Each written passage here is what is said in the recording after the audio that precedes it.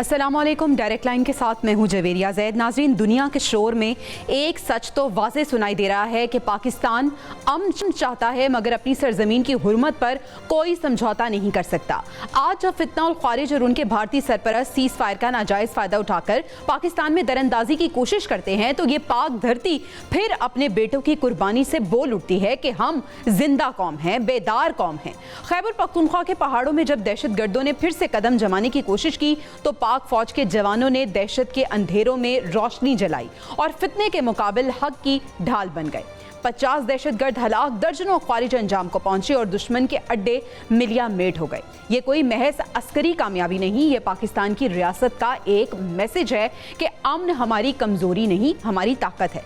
सदर मुमलिकत आसिफ अली जरदारी और वजीर आजम का फोर्सेस को खराजे तहसीन। दर हकीकत कौम के दिल की आवाज़ है कि पाकिस्तान ने अपना फैसला कर लिया है कि हम अमन के काफिले के राहबर हैं, बोझ नहीं हैं। नाज़रीन, बात करें अगर आलमी मंजरनामे की तो दुनिया के ऐवानों में आज एक ही नाम गूंज रहा है, वो है पाकिस्तान। पाकिस्तान जिसे कभी कमज़ोर मईशत, गैर मुस्तहकम सियासत और आलमी तन्हाई के ताने दिए जाते थे, आज अपनी सिफारतकारी, वक़ार और तदब्बुर से दुनिया को हैरान कर रहा है। अमरीकी सदर डोनाल्ड ट्रंप जैसे गैर मुतवक्के लीडर के साथ बैठक हो या गैर रस्मी महफिल में गैर मुतवाज़िन सवालात हो, वज़ीर आज़म शहबाज शरीफ न सिर्फ तहम्मुल से वो सुनते हैं बल्कि जवाब भी ऐसा देते हैं कि वाशिंगटन से लंदन तक और दिल्ली से दोहा तक सिफारती हल्के ताली बजाने पर मजबूर हो जाते हैं। बरतानवी अखबार दी गार्डियन ने लिखा है कि ट्रंप को संभालना शायद दुनिया में सिर्फ शहबाज शरीफ ही जानते हैं। ये तारीफ किसी शख्स की नहीं, पाकिस्तान की सिफारती रिवायत की है, जहां बर्दाश्त, फहम और मतानत को ताकत समझा जाता है। और मोदी सरकार के जख्म फिर से हरे हो गए जब ट्रंप ने एक बार फिर पाक भारत झड़प में 7 भारतीय तैयारे गिरने का जिक्र कर दिया। ये याद दहानी नहीं, एक पैगाम है कि दुनिया पाकिस्तान को अब माजी की ऐनक से नहीं, नए किरदार से देख रही है। इसके साथ साथ अगर हम मुल्की सियासत की बात करें तो वतन अजीज़ की सियासत एक बार फिर उस मोड़ पर खड़ी है जहां इख्तियार और इजाज़त के बीच की लकीर अब थोड़ी धुंधली हो चुकी है। वज़ीर आज़म शहबाज शरीफ से बिलावल भुट्टो की मुलाकात ने वक्ती सियासी बर्फ पिघला दी है, मगर दूसरी तरफ खैबर पख्तूनख्वा के नए वज़ीर आला सुहेल आफरीदी अपने ही बानी से मुलाकात के लिए तरस रहे हैं। सवाल यह है कि आखिर ऐसा क्यों है? क्या ये रुकावट सिक्योरिटी की है, सियासत की है या फिर किसी के कंट्रोल की? इन सवालों के जवाब जानने की कोशिश करते हैं। डिस्कशन का आगाज़ करते हैं। पैनल का तारुफ आपसे करा देती हूँ। ब्रिगेडियर रिटायर्ड गजनफर अली साहब डिफेंस एनालिस्ट हमें ज्वाइन कर चुके हैं। पीजे मीर साहब सीनियर एनालिस्ट हैं और IR एक्सपर्ट डॉक्टर इरफान फ़ानी ने भी हमें ज्वाइन किया है। आप तीनों मेहमानों का शुक्रिया अदा करना चाहूँगी। आगाज़ ब्रिगेडियर साहब आपसे कर लेती हूँ। फितना और ख़ारिज ने सीज़ फायर का फ़ायदा उठाया, दरअंदाजी की कोशिश की, 50 दहशतगर्दों को हलाक किया गया, हमने भरपूर जवाबी कार्रवाई किया, लेकिन सवाल यहाँ पे ये है कि पहले खुद ही कह के मोहलत मांगते हैं, फिर खुद ही सीज फायर की खिलाफ वर्जी करते हैं। जवेरिया, एक हिस्ट्री होती है हर कौम की और वो कौम जो होती है हिस्ट्री पे फख्र करती है। आज आप अमेरिकन से बात करें तो अमेरिकन नेशनलिज्म पे फख्र करते हैं। अगर आप यूके से बात करें तो यूके की कमिटमेंट पे फख्र करते हैं। जर्मन से बात करें तो वो अपनी रेस पे फख्र करते हैं। पाकिस्तानियों से बात करें तो वो अपनी पाकिस्तानियत पे फख्र करते हैं। लेकिन अफगानिस्तान से बात करें तो वो अपने अफगान होने पे फख्र कम करते हैं, अपनी दहशतगर्दी पे ज्यादा फख्र करते हैं। सही। और वो दुनिया को कहते हैं कि हम आपको दहशतगर्दी के जरिए एक सबक सिखाएंगे और दहशतगर्दी के जरिए हम दुनिया की और खित्ते की सियासत को कंट्रोल करने की कोशिश करेंगे। अब ऐसा होता नहीं है। इस मॉडर्न वर्ल्ड में जब नेशन स्टेट्स बन गई हैं, उस वक्त आपका क्या है, उस वक्त आपका एक ऐसा फ्रंटियर डिवाइस हो गया है जिसको प्रोटेक्ट करना पूरी रियासत की जिम्मेदारी होती है। अभी आप जिस वक्त की बात कर रही हैं कि जो पाकिस्तान और अफगानिस्तान के दरमियान जो इंटरनेशनल बॉर्डर पे डोरेंट लाइन पे जो चप्पलिश हुई है, उसका कोई लॉजिक या उसका कोई रीजन नहीं बनता। आपको पता है पाकिस्तान की फोर्सेस तो पिछले 20 साल से वेस्टर्न थिएटर पे डिप्लॉयड हैं। वो इसलिए डिप्लॉयड हैं, पाकिस्तान की यूनिट थी, वहां से इन्फिल्ट्रेशन होती थी और जब पाकिस्तान ने बाप बाय लगाई हुआ है तो वो उसको काट के वहां से तश्कीलें, वहां से दहशतगर्द, फितना, फौरेज और ये तमाम लोग पाकिस्तान के अंदर आया करते थे। जिसका रिसेंट प्रूफ ये है कि एक मॉस्को डायलॉग हुआ रशिया के अंदर, उन्होंने, ईरान ने भी कहा, अफगानिस्तान ने भी, रशिया ने भी कहा, चाइना ने भी कहा कि आप दहशतगर्दी 33 ग्रुप हैं, आप उनको कंट्रोल करें। उसके बाद UN मॉनिटरिंग एनालिटिकल टीम की एक रिपोर्ट आई है, उन्होंने कहा जी अफगानिस्तान की हुकूमत जो है ये इंटरम हिपोक्रेटिक ऑक्यूपेशनल झूठी हुकूमत जो है ये दहशतगर्द ग्रुप को न सिर्फ सपोर्ट कर रहे हैं, उनको माली इमदाद भी दे रहे हैं, उनको लॉजिस्टिक सपोर्ट भी दे रहे हैं। अब इंटरनेशनल बॉर्डर के ऊपर जब पाकिस्तान इस चीज को कंट्रोल करने की कोशिश कर रहा था, तो मेरा दिमाग तो माउफ हो जाता है। कोई हर चीज का कोई ऑब्जेक्टिव होता है, कोई तरीकाकार होता है, कोई रीजन होता है कि आप आके इंटरनेशनल बॉर्डर पे हमला कर दें। और इस वक्त जिस वक्त मैं और आप बात कर रहे हैं, 48 घंटे का सीज फायर है। मैं आपको भी बता रहा हूँ कि जो KPK से या बॉर्डर से खबरें आ रही हैं, उसमें अभी ये फिर वहां पे कंसंट्रेशन कर रहे हैं मुख्तलिफ सेक्टर्स में, जिसमें इनकी आर्मी भी है और उसमें फितनाल खारिज के लोग भी हैं। यानी इनका अभी तक जो एम और ऑब्जेक्टिव है, उसमें आपको नहीं लगता कि ये इस सीज फायर के दौरान आज रात दोबारा कहीं हमला कर दें? बिल्कुल ऐसे क्योंकि ये झूठे लोग हैं, नमक हराम लोग हैं। आपको पता है ये पाकिस्तान के मदरसों में पलते रहे हैं, वहां पे हमारे अवाम का ये नमक खाते रहे हैं, जो सदका भी देते थे, खैरात भी देते थे, वहाँ खाना भी बनता था। लेकिन ये उसके बावजूद इतनी बड़ी नमक हरामी पे तुले हुए हैं कि ये मुनाफिक होते हुए अपने आप को झूठे और झूठों के साथ अब इनकी दोस्ती की पींगे भी बड़ी लंबी होती जा रही है। यानी वजीर दिफा ख्वाजा आसिफ ने सही कहा है कि ये भारतीय प्रॉक्सी बने हुए हैं और जो भारत कह रहा है डुगडुगी पे ये नाच रहे हैं। पीजे मीर साहब, मीडिएटर की बात हो रही है, सालसी का किरदार अदा करने की बात हो रही है। एक ऑफर आई है कि अगर पेरोल पे रिहाई मिल जाती है बानी को तो वो सालसी का किरदार अदा करेंगे। आपको लगता है कि ऐसी सूरत कोई बनती हुई नजर आ रही है, या अगर वो सालसी का किरदार कह रहे हैं कि मैं अदा करूंगा तो कर सकते हैं? वो बिल्कुल कर सकते हैं, क्यों नहीं कर सकते हैं। सेकेंड वर्ल्ड वॉर में जब अमेरिकन फोर्सेस को, एलाइड फोर्सेस को इटली के अंदर बहुत रेजिस्टेंस मिली थी, उन्होंने तो एक माफिया डॉन को, मेयर लांस्की को छोड़ दिया था कि जाओ और कोसा नॉस्ट्रा को बना के आप एक रेजिस्टेंस मूवमेंट उधर शुरू करो। और उसके बाद फिर आप देख ले कि ये इजराइल और ये जो सारा ये नेक्सस बनता है उसके बाद। तो यस, नेशनल इंटरेस्ट के अंदर आप हर एक को अब यूज कर सकते हैं। इमरान पाकिस्तान का दुश्मन नहीं है, वो बिल्कुल दुश्मन नहीं है। वो पाकिस्तान का एक वजीर आजम भी रहा है, पाकिस्तान का एक स्टार भी रहा है। तो अगर वो एक ऐसा एक मीडिएशन का एक आप कह लो कि एक रोल प्ले कर सकते हैं अभी, व्हाई नॉट, व्हाई नॉट। आपको क्या बाहर की क्या जरूरत पड़ी है कि अगर आपके पास एक आदमी मौजूद है और आप वो ऑफर कर रहा है तो वी शुड टेक इट। बानी के पास ऐसे टैक्टिक्स क्या हैं जो सिर्फ वही वो ये रोल प्ले कर सकते हैं, हुकूमत ये रोल प्ले नहीं कर सकती? तालिबान खान का इल्जाम नहीं जी, तालिबान खान तो कोई नहीं है, अमीर ही लगे होते सारे छोटे। देखिए मैं आपको एक चीज बताऊं कि नंबर 1 जो आपने सवाल किया ये बड़ा अहम सवाल है, in the sense let him come out and do it. खत्म हो गई ना बात। जब तक आप उनको ट्राई नहीं करोगे, उससे पहले हम प्रीएम्प्ट क्यों करें? हाँ जी वो ये है, वो ये कर सकते हैं, उन्होंने ये किया, उनका ये ट्रैक रिकॉर्ड है। We are not interested. हमें इंटरेस्ट है कि पाकिस्तान और अफगानिस्तान के अंदर एक पीसफुल एक माहौल हो। अभी जो ब्रिगेडियर गजनफर ने सारी बात की है, that is the crux of it. आपने इनको पाला बड़ा किया, हर चीज किया, and then they come along and attack you. अब जब अटैक करते हैं, मेरे 2 क्वेश्चंस उठते हैं जवेरिया जी। क्या इन्होंने पाकिस्तान को फतह करना है? क्या पाकिस्तान को बमबारी मार के ये पाकिस्तान को इन्वेड कर लेंगे? ये किस दुनिया में रह रहे हैं? बिल्कुल ऐसे ही है। ये एक ऐसी जंग लड़ रहे हैं, या ऐसी फायरिंग कर रहे हैं कि जिसके अंदर इनका नुकसान है, हमारा नुकसान नहीं है। बल्कि हम इतने पावरफुल हैं कि हम इनका लैंड ले सकते हैं, but we are not interested. Durand line की बात कर रहे हैं। 1953 में ब्रिटिश गवर्नमेंट ने क्लियरली कह दिया इन द ब्रिटिश पार्लियामेंट कि this is the final frontier. Mir साहब ये बात इन्हें भी पता है, तो आपको यही लगता है कि डुगडुगी पे नाच रहे हैं ये भारत की? बिल्कुल नाच रहे हैं, बिल्कुल। They are proxy, they become the proxy. अब देखो मुत्तकी जो था वो उसके ऊपर ट्रैवल बैन लगा हुआ था यूनाइटेड नेशंस सिक्योरिटी काउंसिल का, और कमीशन ने, जो सिक्योरिटी काउंसिल कमीशन है, उसको स्पेशल डिस्पेंसेशन दी है कि तुम जाओ और विजिट करो। भाई व्हाई? मुझे बताओ ना। लॉबिंग उनकी भी चलती है, हर एक की लॉबिंग चलती है। At the end of the day ये एक बहुत बड़ी गेम है, और इस गेम के अंदर मैं 120 मिलियन% कहूंगा कि इसमें हिंदुस्तान का हाथ है। हिंदुस्तान करता रहेगा और वो बाज नहीं आएगा। So we don't have to worry about that. हमें पता है कि एसओपी सही आपका पॉइंट आ गया। फानी साहब, चीन ने पाक अफगान जंग बंदी का खत्म किया है और UN मिशन में अफगानिस्तान के साथ जो लड़ाई है इसको खत्म करने का भी मुतालबा किया है। चीन का किरदार किस तरह से आप देख रहे हैं? क्या किरदार वो अदा कर सकता है? क्या फायदा उसे हासिल होगा इससे, इस्तेहकाम से? देखिए जी, अभी ये जो एक्टिंग फॉरेन मिनिस्टर है अफगानिस्तान के, वो मास्को से होकर इंडिया गए हैं 7 रोजा दौरे के ऊपर। और मास्को के अंदर जो फैसला हुआ था वो ये हुआ था कि यहाँ पे जो बगराम एयर बेस लेने की बात कर रहा है America, Pakistan, India, Iran, Russia और अफगानिस्तान इटसेल्फ कोई भी इसको होने नहीं देगा। तो मतलब साउथ एशिया के जो मामलात हैं, जो यहाँ के रीजनल इश्यूज हैं, ये यहाँ की रियासतें ही हल करेंगी, कोई बाहर का प्लेयर आके इसको हल करने की कोशिश नहीं करेगा। तो एक यूएस माइनस रीजनल जो ऑर्डर है इस वक्त साउथ एशिया का, वो तश्कील पा रहा है।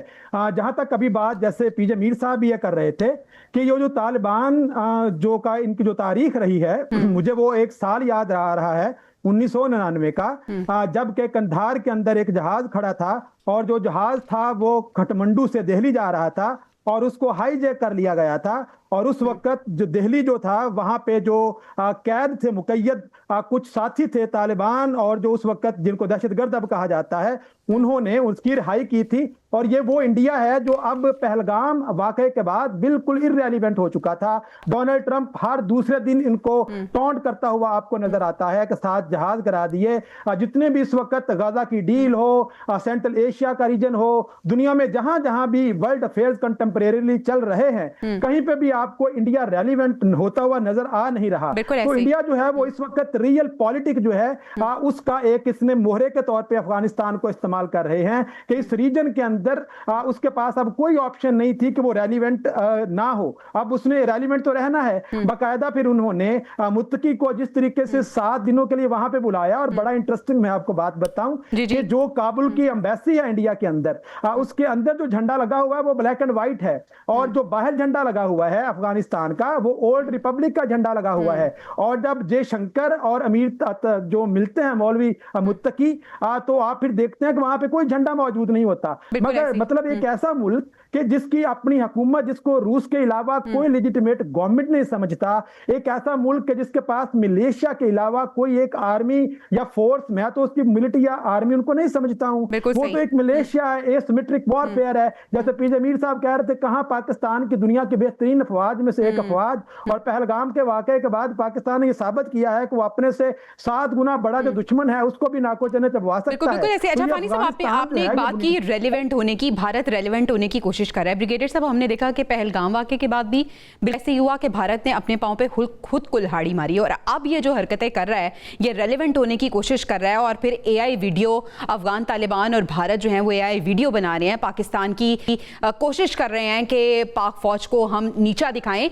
लेकिन पहलगाम वाकये से लेके अब तक पूरी दुनिया ने भारत का चेहरा भी देख लिया, और अफगानिस्तान के अंदर जो कुछ होता है और अफगानिस्तान की जो करंट सिचुएशन है वो भी दुनिया को पता है। किस हद तक ये नुकसान पाकिस्तान को पहुंचा सकते हैं, या ये अल्टीमेटली अपना ही नुकसान कर रहे हैं, हर्जा सराई कर रहे हैं खुद की? रेलेवेंट होने के लिए आपको कोई फॉरेन पॉलिसी के स्ट्रॉन्ग कंटूर्स, बाइलैटरल रिलेशनशिप और कोई प्रिंसिपल स्टांस चाहिए होता है।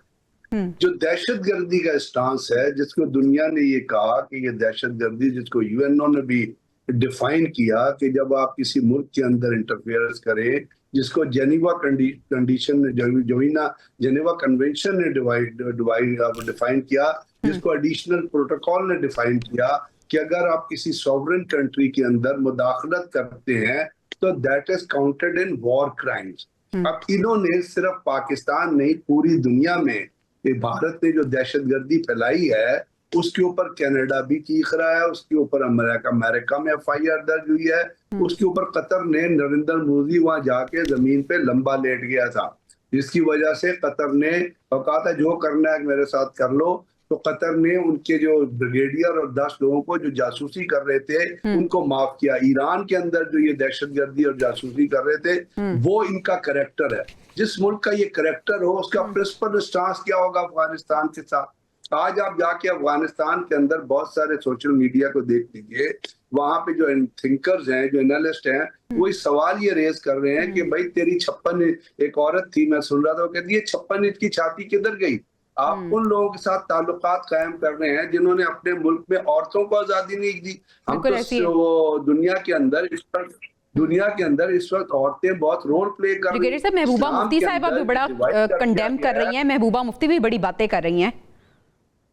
जी, तो इस्लाम के अंदर तो ये बता दिया गया है कि औरतों के लिए तालीम जरूरी है। आप बुर्के में दे दें, नकाब में दे दें, वो नौकरी भी कर सकती है, वो डॉक्टर्स भी बन सकती है, वो नर्सेज भी बन सकती हैं। और दुनिया में डॉक्टर्स और नर्सेज में औरतों ने बहुत काम किया है। तो जब इस मुल्क का ये चीज हो, और उसकी एक दहशतगर्द मुल्क से, जिसने जब पहलगाम में अटैक हुआ था तो वहां पे फॉरेन जो एम्बेसी के लोग फॉरेन मिनिस्ट्री की ब्रीफिंग में बैठे थे, उन्होंने उससे उनके वो रिप्रेजेंटेटिव से कहा, भाई what proof do you have? एक एहलकार ने खड़े, एक सफारतकार ने पूछा कि आप हमें कोई टेंजिबल प्रूफ प्रोवाइड करें। तो उन्होंने कहा जी प्रूफ तो मेरे पास कोई नहीं है। जब अभी रिसेंटली इंडियन आर्मी चीफ ने एक बयान दिया कि जी हमने पाकिस्तान के तैयारे गिराए हैं, तो उनसे सवाल किया गया उसी प्रेस कॉन्फ्रेंस में कि उसके बाद कि जी आपके पास क्या सबूत है? तो कहते सबूत तो नहीं है जी, सिस्टम ने हमें बताया। अब सिस्टम ने बताया है, तो सिस्टम कौन से सिस्टम ने बताया? तो मेरा कहने का मतलब है कि जिसका प्रिंसिपल स्टांस ही कोई ना हो, और एक ऐसा मुल्क जो दहशतगर्दी के अंदर टोटली इन्वॉल्व हो, आप उसके साथ खड़े हैं तो आप दहशतगर्दी के मंत्रा को सपोर्ट कर रहे हैं। इसीलिए ट्रंप रोजाना आके कहते हैं 7 तैयारे गिरा दिए। इसीलिए दुनिया में वॉशिंगटन पोस्ट और न्यूयॉर्क टाइम्स ये छापते हैं। सही ब्रिगेडियर साहब, हम इसको यकीनन डिस्कस करेंगे, लेकिन पीजे मीर साहब, अभी मेरा सवाल आपसे ये है, ठीक है जो अफगानिस्तान है वो प्रॉक्सी बना हुआ है भारत की, लेकिन सर मैं आपसे समझना और जानना ये चाहूंगी कि हमारा एक दिफाई माहिदा सऊदीया के साथ भी हुआ था। इस तरह की पूरी सिचुएशन में उस माहिदे की क्या इंपॉर्टेंस है और क्या रोल है जो उन्होंने अदा किया है या अदा कर सकते हैं? देखिए, हमने हमेशा सऊदी अरेबिया को सपोर्ट किया है। एक पेपर पे अगर आप कहती है कि मुआहदा हो गया, एक एग्रीमेंट हो गया, अच्छी बात है, लेकिन मुआहदा ना भी हो, पाकिस्तान हमेशा सपोर्टिव रहा है सऊदी अरेबिया का। आपने यमन के मामले में भी देख लिया, आपने ईरान के मामले में भी देख लिया, हमने हमेशा उसकी सपोर्ट की है। और वाइस वर्सा, वो कहते हैं there is no free lunch, simple as that. बिल्कुल, हम उनसे तेल लेते हैं और हम उनकी मदद भी करते हैं। हमारा एक कॉन्टिजेंट भी वहां बैठा हुआ है आर्मी का। तो ये ऐसी कोई बात नहीं है। बात ये है कि अब देखो ना, इसमें एक डिबेट आ गई। जो कंफ्यूजन उस सेंटेंस की है कि एक मुल्क पे हमला, दूसरे मुल्क पे हमला तस्वुर होगा, इसकी क्या एक्सप्लेनेशन हो सकती है? देखें, इस तरह नहीं होता। इसको बिल्कुल एक्ट ऑफ वॉर बिल्कुल कह देते हैं। इंडिया से अगर हम बात करते हैं या इजराइल से हम बात करते हैं कि भाई आप अटैक करोगे तो क्या हम फिर जाके उन पे अटैक करेंगे? इस तरह नहीं होता। इंटरनेशनल डिप्लोमेसी के अंदर आप एक दूसरे से बात करते हैं और ये नहीं कि इमीडिएटली, वरना तो आप एक वर्ल्ड वॉर शुरू कर देंगे, वर्ल्ड वॉर 3 शुरू कर देंगे। इस तरह नहीं होता। अब देखो ना, जो इजराइल ने किया अपनी तरफ से, उन्होंने कहा है कि जी हमने हमास पे अटैक किया कतर के अंदर, ठीक है। अब इस पे डिबेट्स हैं। उसके बाद उसने नेतन्याहू ने माफी मांगी है, बिल्कुल ऐसे अमीर कुवैत से जी, जो कि प्रेसिडेंट ट्रंप ने खुद करवाई, फोन करवाया व्हाइट हाउस से। ये दूसरा, हमने क्या किया है? हमने जो किया है, हमने दहशतगर्द के पीछे गए, हम अफगानियों के पीछे नहीं गए। बिल्कुल ऐसे हम दहशतगर्दों के पीछे जाएंगे। जी ये जो अफगानीज हैं, ये जो आपने कहा ना प्रॉक्सी, इनके आगे जो प्रॉक्सी है वो टीटीपी है। ये पाकिस्तान के अंदर कहां से आगे? भाई इनका क्या ताल्लुक है? ये बैंड है, ये को मुल्क है, ये को प्रोविंस है, ये को ट्राइब है, ये दो इकट्ठे मर्सनरीज है ये। और ये मर्सनरीज जो है, इनको कोई ना कोई तो फंड कर रहा है। और इनको फंड एक ही मुल्क कर सकता है कि जो कि पाकिस्तान का हमेशा एडवर्सरी रहा है और रहेगा, और वो है हिंदुस्तान। सो बेसिकली ये एक बहुत बड़ा ट्रोयका है कि जिसके अंदर हमने बड़ी संजीदगी से बात करनी है। हमारे वजीर आजम ने बड़ा क्लियरली कहा है, हम पीस चाहते हैं भाई, वी डोंट वांट वॉर। लेकिन आपने हिस्ट्री देख ले पाकिस्तान की, पाकिस्तान कहीं भी एग्रेसर नहीं रहा है। बिल्कुल ऐसे ही है। लेकिन अब पाकिस्तान ने वाजे कर दिया है कि अब हम हैं और अब हम एक हार्ड स्टेट के तौर पर उभरे हैं। फानी साहब, मैं आपसे इंटरनेशनल डिप्लोमेसी की बात करूंगी। वैसे तो हमने देखा कि पाकिस्तान सफारती महाज पर बहुत अच्छे से अपना मुकदमा भी लड़ रहा है और पूरी दुनिया पाकिस्तान की मोतरफ भी है, लेकिन फिर भी इस पूरे सिचुएशन को लेके, इस सिनेरियो को लेके पाकिस्तान को किस हद तक अपने सफारती महाज को मजीद तेज करना है?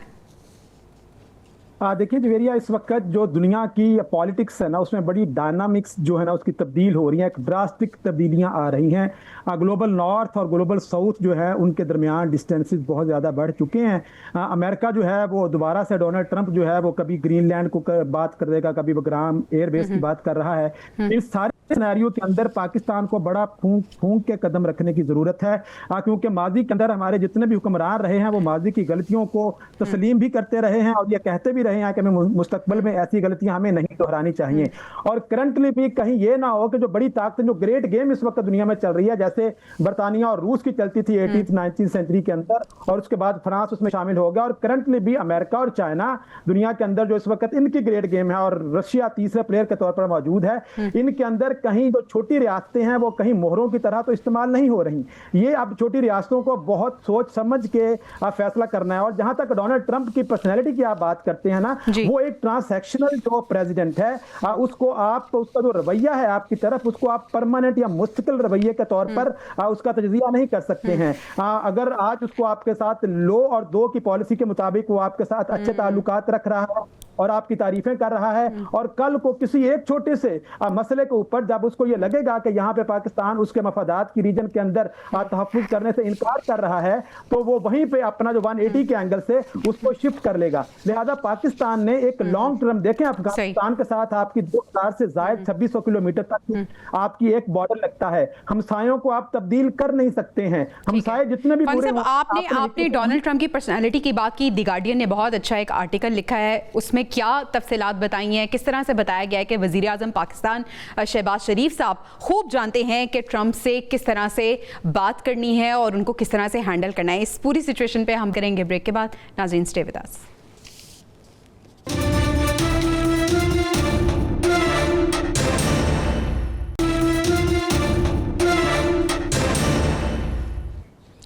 वेलकम बैक नाज़रीन। पाकिस्तानी सिफारतकारी के दुनिया भर में चर्चे हैं और पूरी दुनिया इसकी मोतरफ भी हो रही है। पाकिस्तान के वज़ीर आज़म हों या पाकिस्तान के सिपा सालार हों, सिपा सालार को तो फेवरेट सिपा सालार करार दे दिया गया है, फेवरेट फील्ड मार्शल। मैं बात कर रही हूँ ट्रंप साहब की। ब्रिगेडियर साहब, द गार्डियन ने एक आर्टिकल लिखा है जिसमें ये कहा गया है कि ट्रंप को संभालना दुनिया में सिर्फ शहबाज शरीफ ही जानते हैं। पाकिस्तान और अमेरिका की ये कुर्बतें, ट्रंप का इतना ज़्यादा पाकिस्तान की तरफ झुकाव, इंडिया की हजीमत, इसको आप किस तरह से देख रहे हैं? और अब बकौल ट्रंप के इंडिया ने घुटने टेक दिए हैं, रूस से तेल भी नहीं खरीदेगा। इंडिया ने अगर घुटने टेक दिए हैं तो इस वक्त जो वो अफगानिस्तान को सपोर्ट कर रहा है और ये कोई जितना कुछ हो रहा है, ये सिर्फ इंडिया की शय के ऊपर हो रहा है। ये मेरी बात, ये जो 7 दिन की मीटिंग्स हुई हैं और जो अजीत कुमार डेविल के साथ मीटिंग हुई है, उसमें इंडिया ने उनको, वो क्योंकि आपको याद है इंडिया ने क्या कहा था कि ऑपरेशन सिंदूर अभी खत्म नहीं हुआ, अभी जारी है। जी जी। तो ऑपरेशन सिंदूर का ये मतलब नहीं है कि फ्रंट के ऊपर ही वॉर होगी। आजकल इनडायरेक्ट वॉर का कॉन्सेप्ट भी है। तो मेरा ये ख्याल है, मैं ये समझता हूँ कि क्योंकि आपने वो गार्डियन की जो आर्टिकल वो अपनी जगह पर, और जो कुछ वहाँ पे हुआ शर्म शेख में, वो सब लोगों ने देखा है। ट्रम्प ने एक ऐसा भी जुमला इस्तेमाल किया है जो उसको नहीं करना चाहिए था, और वो आपने सुना भी होगा।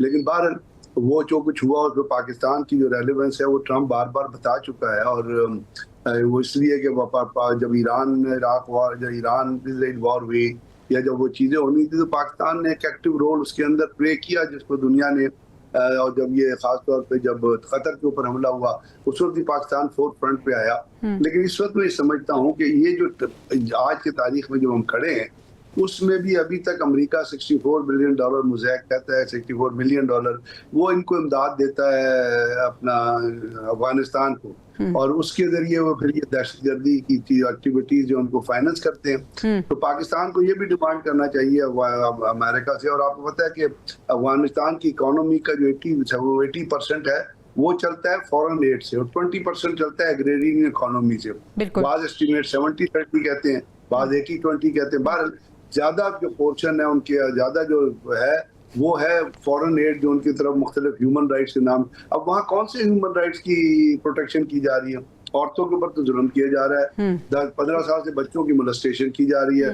बच्चे और बच्चियों को स्कूल नहीं देने जाया जा रहा। लोगों के ऊपर पाबंदी लगाई हुई है। आप वहाँ पे कोई सोशल एक्टिविटी कर नहीं सकते हैं। तो मेरा ख्याल ये टाइम है या पाकिस्तान अपराइज करे जो इस वक्त बिल्डअप ब्रिगेडियर साहब, बहुत माजरत के साथ, लेकिन यूरोप जो ह्यूमन राइट्स की बात करता है, गजा में जो बर्बरियत हुई है और जो सबने देखी है, उसके बाद मेरे ख्याल में दुनिया को, यूरोप को एक आईना दिखाने की ज़रूरत है जब वो ह्यूमन राइट्स की बात करे। पीजे मीर साहब, आपसे मैं चाहूँगी कि क्या पाकिस्तान इस पोजीशन में है अमेरिका के साथ ताल्लुकात की बेहतरी के बाद कि पाकिस्तान अमेरिका से कुछ डिमांड कर सके? अगर कर सकता है तो बहुत पहले कर दिया होता। हम बड़ी टोपी ड्रामा करते हैं, बातें करते हैं। अमेरिका एक ऐसा मुल्क है, वो आपको इस्तेमाल करता है और गंडेरी की तरह फेंक देता है। ये कांग्रेशनल हियरिंग के अंदर हिलरी क्लिंटन ने भी बता दिया था जब स्टिंगर मिसाइल्स की बात हुई थी।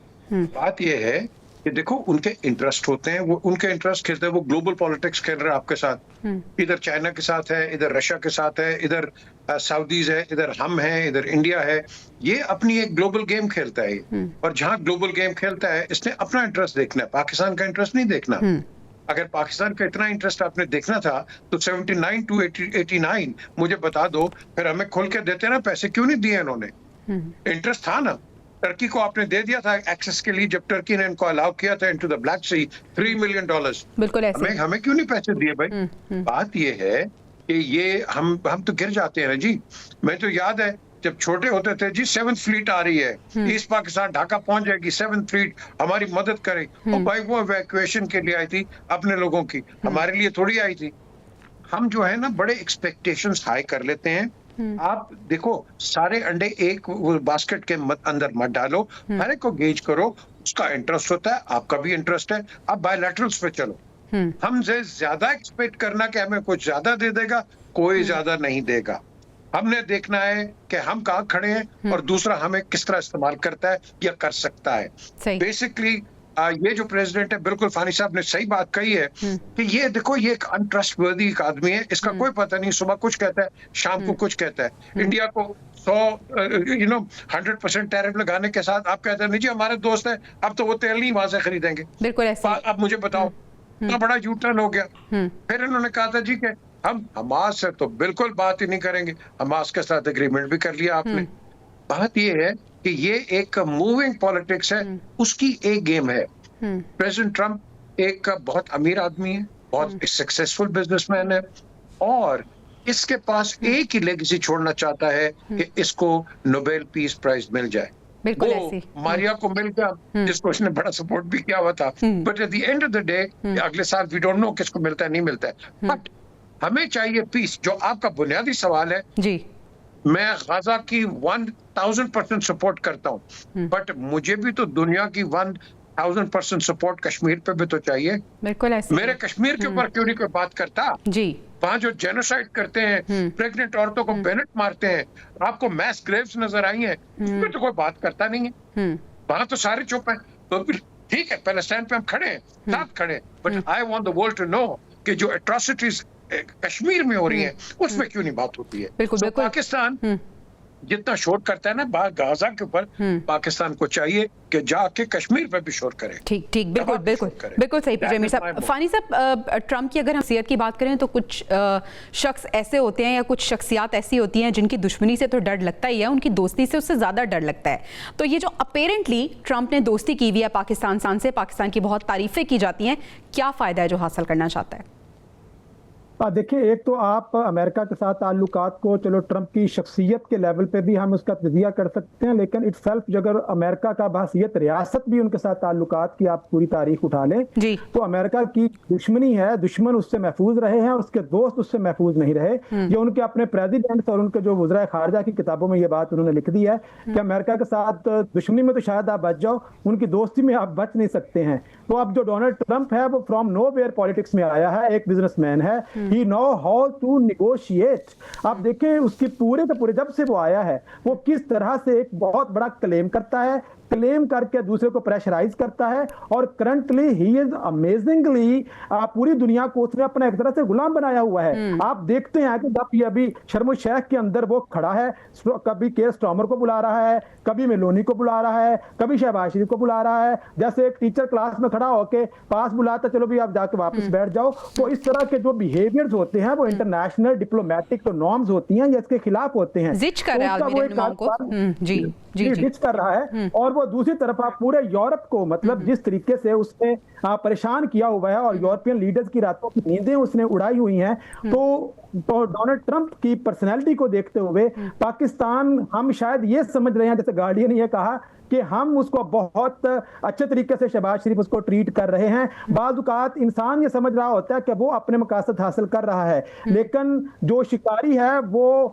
आपसे जो काम लेना चाहता है वो आपको उस जाल में फंसाने की कोशिश कर रहा होता है। लिहाजा जो हमारे पॉलिसी हैं, जो हमारे पॉलिसी मेकर्स हैं, जो हमारे सिविल मिलिट्री क़यादतें हैं, पहली बात तो ये है कि अपने रियासती सत्ता पे जितने भी सियासी तफरीक हो चुकी है और किसी खास पॉलिटिकल पार्टी को हम निशाना बना लेते हैं और कभी किसी को दहशतगर्दी और गद्दारी का इल्जाम लगा देते हैं, हमने इन सारी चीजों से बाहर निकल के पहले तो एक नेशनल कंसेंसस को पैदा करना होगा। सियासी तकसीम से हमें बचने की जरूरत है। पहले हमने इंटरनली इस्तेकाम लेके आना है ताकि एक्सटर्नल इस्तेकाम हासिल किया जा सके। डॉक्टर इरफान फानी साहब, शुक्रिया आपके वक्त का। नाज़रीन, हमें ब्रेक पर जाना है और ब्रेक से जब वापस आएंगे तो हम बात करेंगे मुल्क की सियासी सूरत हाल पे। Stay with us. Welcome back नाज़रीन। नौमुंतखब वज़ीर आला खैबर पख्तूनख्वा सुहेल आफरीदी की बात करें तो जैसे ही उन्होंने अपने ओहदे का हलफ लिया उसके बाद उन्होंने ख्वाहिश का इजहार किया कि वो बानी PTI से मिलना चाहते हैं। आज अडयाला जेल भी वो पहुंचे, लेकिन बानी से तो उनकी मुलाकात नहीं हुई, लेकिन वज़ीर आज़म शहबाज शरीफ से टेलीफोनिक उनका रब्ता हुआ है और वज़ीर आज़म साहब ने पेशकश की है साथ मिलकर चलने की। ब्रिगेडियर साहब, सवाल ये है कि खैबर पख्तूनख्वा में ये तब्दीली कितनी ज़रूरी थी, और इससे पहले भी हम बात कर रहे थे बैरूनी महाज की, ख़ारजी महाज की। ख़ारजी महाज में कामयाबी के लिए हमारा दाखिली महाज पर इस्तेहकाम होना और एक पेज पे होना कितना ज़रूरी है? दोनों चीज़ें थ्योरी के अंदर और प्रैक्टिकल के अंदर बहुत ज़रूरी है कि जब आपकी फेडरल प्रोविंशियल कोऑर्डिनेशन होगी, और ख़ास तौर पे ये जो चैलेंजेस इस वक्त पाकिस्तान के ऊपर आए हुए हैं, और ख़ास तौर पे ये जो आपकी वेस्टर्न बॉर्डर पे जो कंसंट्रेशन हुई है, उस साथ जो दहशतगर्दी की जंग एक बलूचिस्तान में और KPK में जारी है, और जिसका स्केल जो है वो पिछले दिनों में 68% बढ़ गया है, तो उसके लिए ज़रूरी है कि फेडरल गवर्नमेंट और प्रोविंशियल गवर्नमेंट दोनों एक साथ मिलकर चलें और वो जो पॉलिसी बनती है उसके ऊपर अलाइंड हो। और यही नेशनल एक्शन प्लान में भी डिवाइस किया गया था। अब नेशनल एक्शन प्लान के ऊपर जो इम्प्लीमेंट नहीं हुआ वो एक कौमी प्लान था, यानी कौमी एक्शन प्लान था, तो उसके ऊपर बुनियादी तौर पे तो फेडरल गवर्नमेंट ने लीड ले ली थी ना उसके ऊपर इम्प्लीमेंटेशन करने की। तो आप ये सोचिए कि उसके ऊपर इम्प्लीमेंटेशन क्यों नहीं हुई। एक नेक्टा जो अथॉरिटी बननी थी जिसने आपका सिक्योरिटी स्ट्रेटेजी और अपना काउंटर स्ट्रेटेजी पेपर में या पॉलिसी बनानी थी, वो तो कहाँ गई। हाँ, ऑपरेशनल पॉलिसी जो है और ऑपरेशनल स्ट्रेटेजी आर्मी ने तो बनाई हुई है, उसके तहत आप देखिएगा बहुत सारी जगहों पे इंटेलिजेंस बेस्ड ऑपरेशन हो रहे हैं। और जिस तरह DGI-SPR ने भी फरमाया कि जी 14,000 के करीब तो हमने इंटेलिजेंस बेस्ड ऑपरेशन किए हैं, और उसके अंदर कितने लोग मारे गए, कितने पकड़े गए, कितने खुदकश बमबार थी जो थे वो अफगानी थे, वो उन्होंने अपने आप को उड़ाया, वो सारी चीजें तो आपके सामने आ गई हैं। अब इस वक्त मैं तो यही कहूंगा कि ये बहुत जरूरी है सुहेल आफरीदी के लिए भी और पाकिस्तान फेडरल गवर्नमेंट के लिए भी, तो दोनों एक दूसरे को कोऑर्डिनेट करें, म्यूचुअल एक्सचेंज हो। और जैसे एपेक्स कमेटी का मेंबर होता है जो चीफ मिनिस्टर होता है, और वो हर एपेक्स कमेटी में अमीर गंडापुर भी बैठता रहा है, तो ये भी बैठे, और जो नेशनल लेवल के पॉलिसी हैं वो एक ही टेबल पे और एक ही पेज। ठीक सर, आपका पॉइंट आ गया। पीजे मीर साहब, ये तब्दीली कितनी ज़रूरी थी? सुहेल आफरीदी ने आते ही कह दिया है कि ऑपरेशन नहीं होना चाहिए, ऑपरेशन कितना नागुज़ीर है, और अब जो आज मुलाकात नहीं होने दी, किस तरह से आप देखते हैं, क्यों नहीं मुलाकात करने की इजाज़त दे रहे? ये ज्यादती है, ये बिल्कुल ज्यादती है। देखें, मैं या कोई और वो इमरान को कोई पसंद करेगा, कोई नहीं पसंद करेगा, ये आपके इंडिविजुअल चॉइसेस हैं। सही। इमरान एक पॉपुलर लीडर है। मैं अगर कहूँ कि नहीं है तो फिर लोग वो तो टमाटर मारेंगे मेरे मुंह के ऊपर। वो एक पॉपुलर लीडर है, उसकी गवर्नमेंट भी है फ्रंटियर के अंदर, और उसके साथ साथ उसकी सपोर्ट भी है। ठीक है, आपने उसको ट्राई किया, आप बिल्कुल जरूर ट्राई करें अंडर द लॉ, लेकिन जब एक नेशनल इंटरेस्ट आता है, नेशनल इंटरेस्ट के अंदर आपने इमरान खान को यूज करना है क्योंकि उसकी कॉन्स्टिट्यूएंसी है।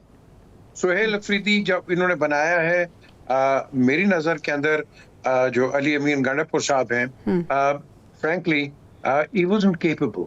He wasn't capable. मैंने तो इमरान को पहले भी कहा था कि यार तूने बनाया है इसको कश्मीर का वो क्या मिनिस्टर, मैंने कहा does he know anything about Kashmir? आप उन लोगों को लगाओ कि जो लोग जानते हैं कि आप उनके डिपार्टमेंट के नीचे क्या प्रॉब्लम्स हैं, क्या इश्यूज हैं। सो अब आपने उनको चीफ मिनिस्टर लगा दिया, ठीक है, लगाया इसलिए बिकॉज वो एक पीटीआई का जाला है, पीटीआई का एक सपोर्टर है, but that is not good enough. तो मीर साहब उनकी रिप्लेसमेंट में सुहेल आफरीदी, इनको कैसे देखते हैं आप? देखें, ये तो वक्त बताएगा कि ये किस तरह अपना इनका आगे मोटस ऑपरेंडी क्या है, ये तो आपको वक्त बताएगा। लेकिन जो भी आए वो देखें, नंबर 1 वो अवाम के लिए, कौम के लिए, अपने प्रोविंस के लिए काम करे। और जब आप एक पर्सनलाइज लेवल पे किसी चीज को लेके आ जाएंगे तो आप डीफोकस हो जाते हो, क्योंकि आपने रिप्रेजेंट करना है। आप सोहेल का या जिस तरह इनका अली अमीन गंडापुर, ठीक है, इनका जो ऑब्जेक्टिव था बिल्कुल इमरान को रिहा करो करो करो भाई करो, दैट इज योर राइट। ये नवाज शरीफ वालों ने भी किया, बेनजीर भुट्टो ने भी किया, सब ने करते हैं, no harm in that. But आपने अपने नेशनल जो आपका प्लान है, एक्शन प्लान जो है, प्रोविंशियल एक्शन प्लान, उसको डिफोकस मत करो, उसमें आपने नहीं करना। और पर्टिकुलरली अच्छा मीर साहब, वजीर आजम साहब की बिलावल से भी मुलाकात हुई है, फिर इनको भी उन्होंने कॉल की है और साथ मिलके चलने की पेशकश भी की है। अगर इतना सब कुछ हो रहा है, इस्तेहकाम इतना नागुज़ीर है, तो फिर मुलाकात भी उनकी करा दें, उनका जो एक छोटा सा एक ख्वाहिश है उनकी पूरी कर दें। PMLN के जो वजीर आजम हैं वो इसलिए हैं क्योंकि उनको सपोर्ट है PPP की। सही। जो PPP के प्रेसिडेंट हैं वो इसलिए प्रेसिडेंट हैं क्योंकि PMLN ने उनको सदर बनाया। सही। सो फेडरेशन लेवल के ऊपर ये जो कैट एंड माउस की जो गेम है ये चलती रहेगी। ये आपस में इनकी दोस्ती कभी भी नहीं। लेकिन सर आपने बड़ा इंपॉर्टेंट पॉइंट रेस किया कि नेशनल एक्शन प्लान पे इस वक्त अमल करना ज़्यादा ज़रूरी है और उस पर तब भी अमल हो सकता है जब तमाम सियासी जमातें एक पेज पर हों, और इसके लिए अंदरूनी इस्तेहकाम बहुत ज़रूरी है। नाज़रीन इजाज़त दीजिए, आपसे इंशाल्लाह कल मुलाकात होगी। अल्लाह ने के पान।